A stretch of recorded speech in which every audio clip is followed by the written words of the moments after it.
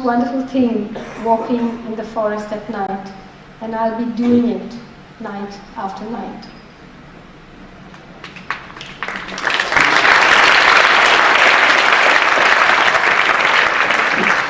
I think I have one more question, which is,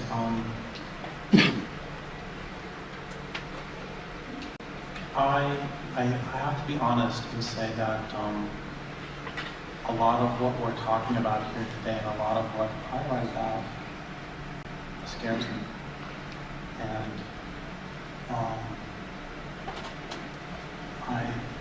I'm wondering if you get scared. Well, it's not so, for me, it's not so much quite the implications as it is state depression. The thing is that, often people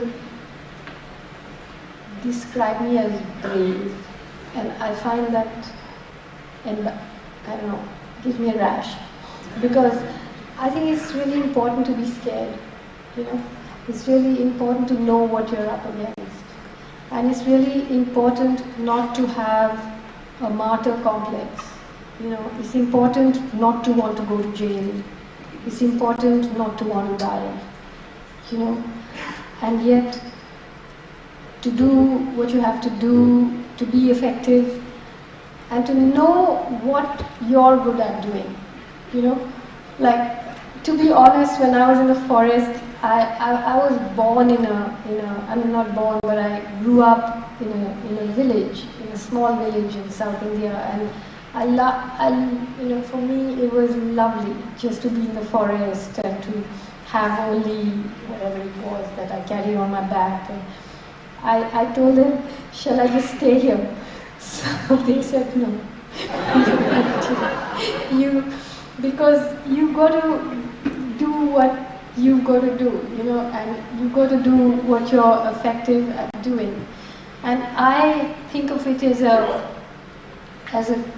kind of waltz, You've got to know when to step forward and when to step back, and when to wait and when to move, and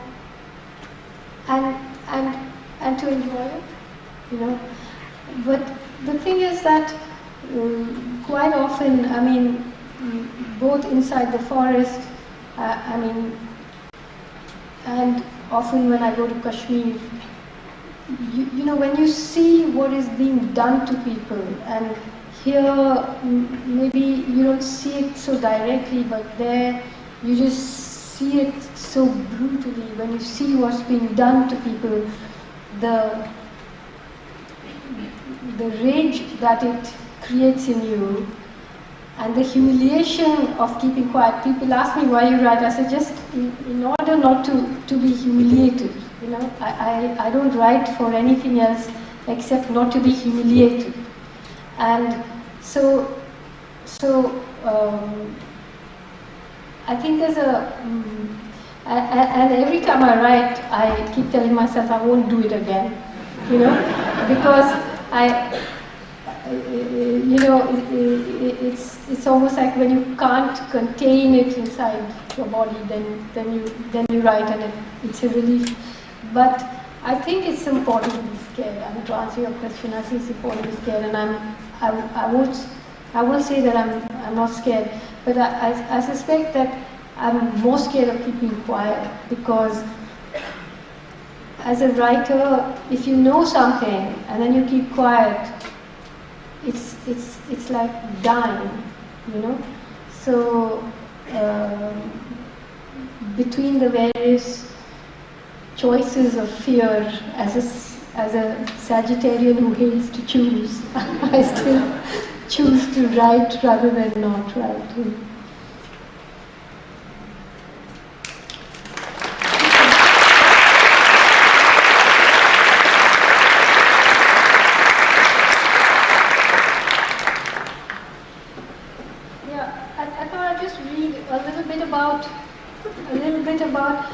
To just give you a sense of scale of what is happening in Chhattisgarh, when they created this people's militia, the Salva Judum, in effect, it swept through the forest, burning and looting and emptying something like 644 villages, which was 350,000 people, who were 50,000 were moved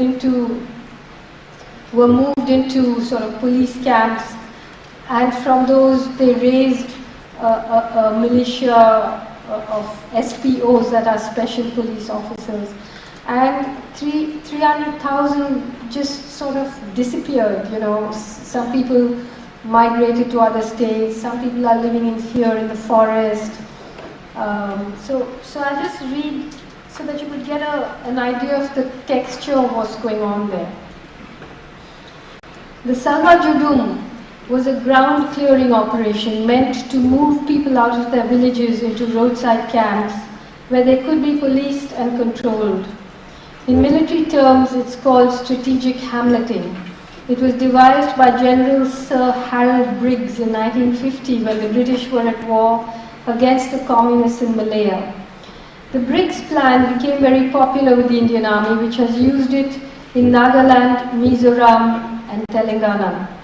The BJP Chief Minister of Chhattisgarh, BJP is the right-wing Bharatiya Janata Party, the right-wing Hindu party, Raman Singh, announced that as far as his government was concerned, villagers who did not move into the camps would be considered Maoists. So in Bastar, for an ordinary villager just staying at home, living an ordinary life, became the equivalent of indulging in terrorist activity. So you can imagine, the Constitution first criminalizes their way of life and makes them criminals, and now they've graduated into being terrorists. Along with a steel mug of black tea as a special treat, someone hands me a pair of earphones and switches on a little MP3 player.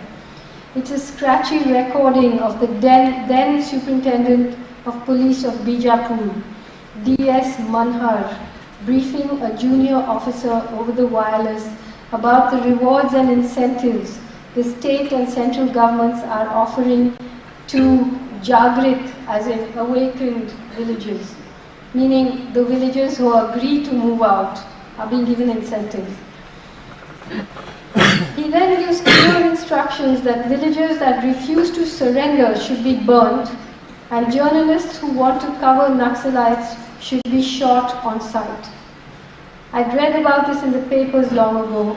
When the story broke, rumor has it that as a punishment, it's not clear to whom, the superintendent was transferred to the State Human Rights Commission.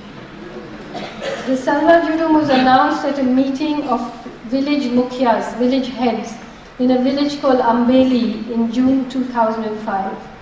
Between June and December, it burned, killed, raped and looted its way through hundreds of villages of South Dantewada. The center of its operations were Bijapur and Bairamgarh, near Bela Dila, where the SR Steel's new plant was proposed. Not coincidentally, those were also Maoist strongholds where the Jantana Sarkars, the people's governments, had done a great deal of work building water harvesting structures.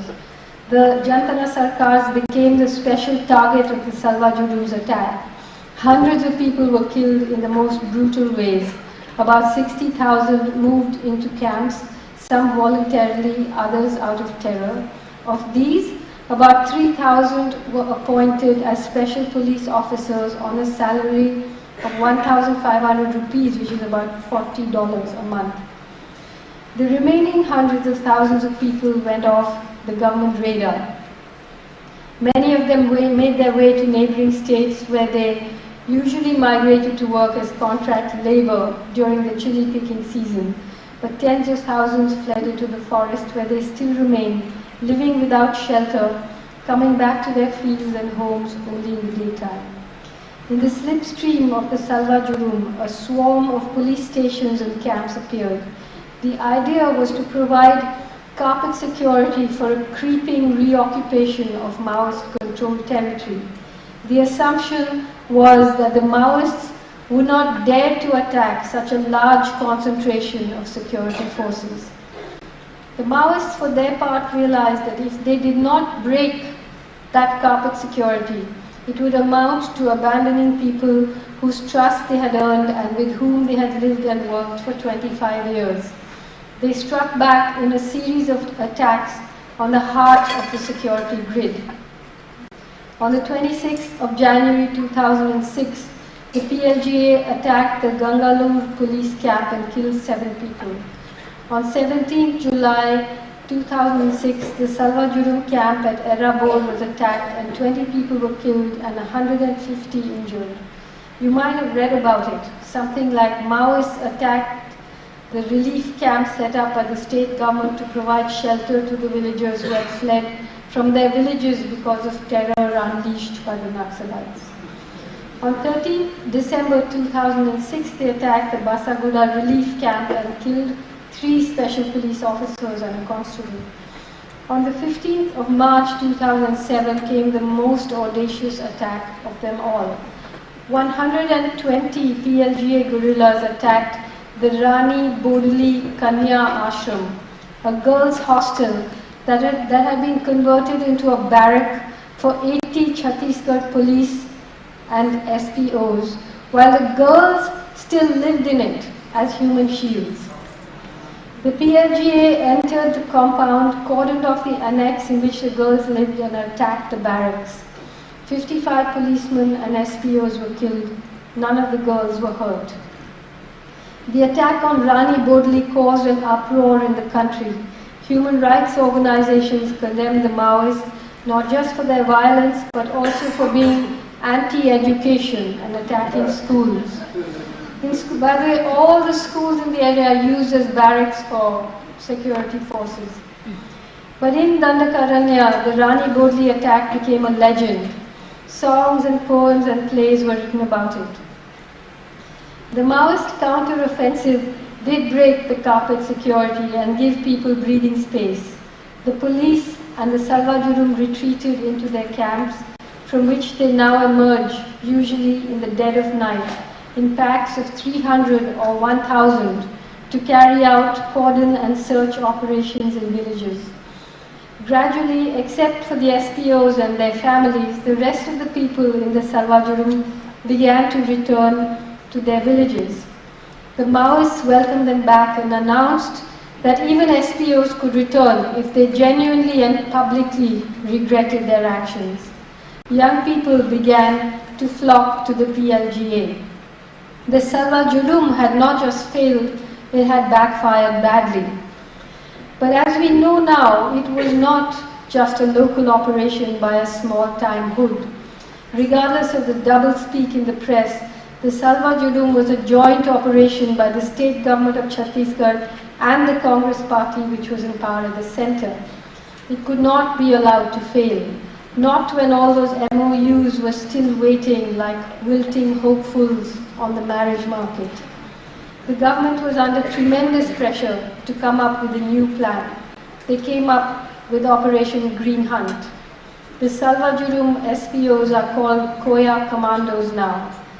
But the government has deployed the Chhattisgarh Armed Force, the Central Reserve Police Force, the Border Security Force, the Indo-Tibetan Border Police, the Central Industrial Security Force, Greyhounds, Scorpions, Cobras, and a policy that's affectionately called WHAM, Winning Hearts and Minds.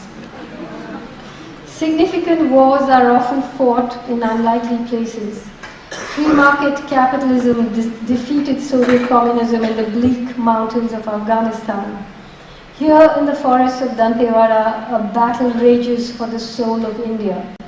Plenty has been said about the deepening crisis in Indian democracy and the collusion between big corporations, the media, major political parties, and the security establishment. If anyone wants to do a quick spot check, Dantewada is the place to go. A draft report on the state agrarian relations and the unfinished task of land reform said that Tata Steel and SR Steel were the first financiers of the Salvajurum. It was a government report and it created a flurry, so that fact was subsequently dropped. Was it a genuine error, or did someone receive a gentle integrated steel tap on the shoulder? On the 12th of October 2009, at the mandatory public hearing for the Tata Steel plant meant to be held in Lohandigura, where local people could come, actually took place in a small hall inside the collectorate in Jagdalpur, many miles away, cordoned off with massive security.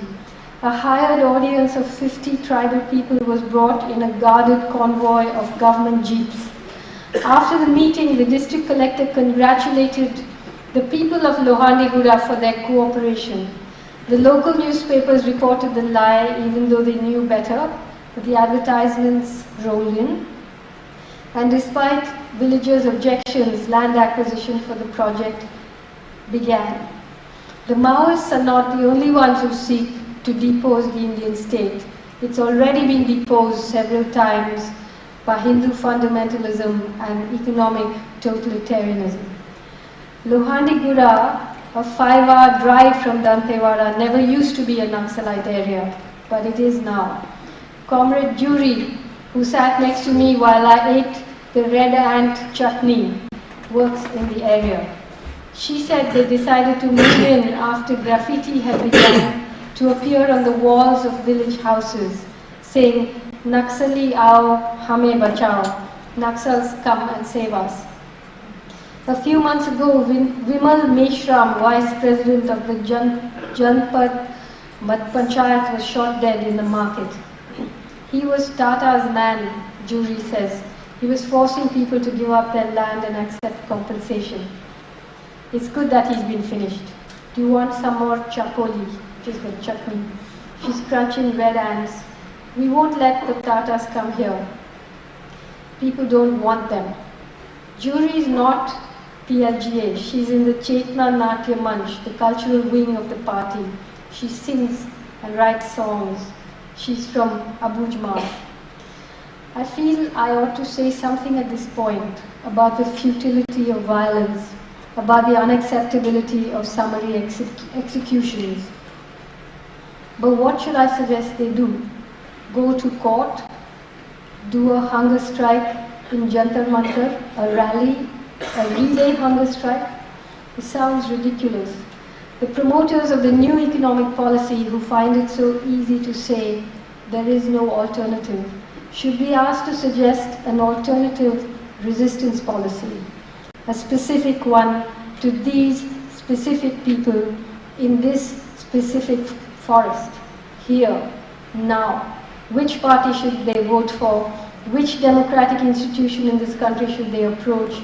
Which door did the Narmada Andolan not knock on during the years and years it fought against big dams on the Narmada?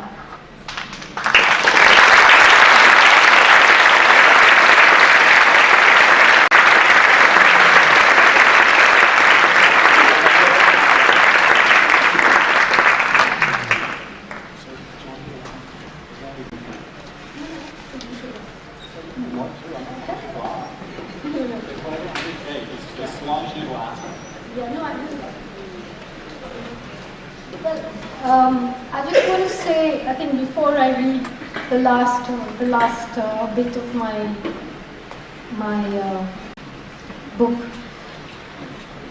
that for many years I have been writing and following resistance movements and the new economic policy and all of that, and I've always found that the chances of coming upon despair are much greater in middle class households than on the ground where people are actually fighting, because middle class people have the choice between hope and despair, just like they have the choice between shampoo for dry hair or oily hair or whatever it is.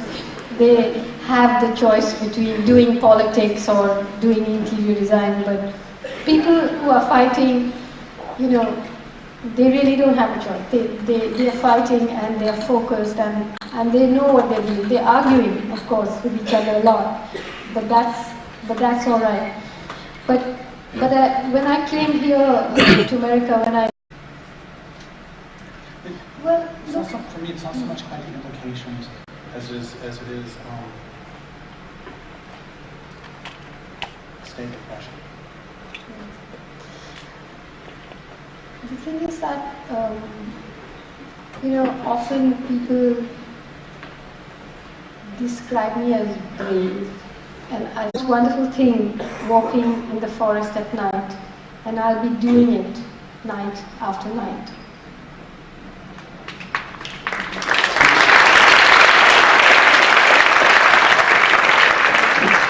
I think I have one more question for you, which is,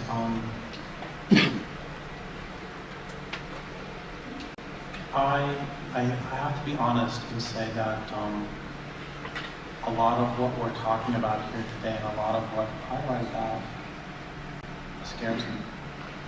And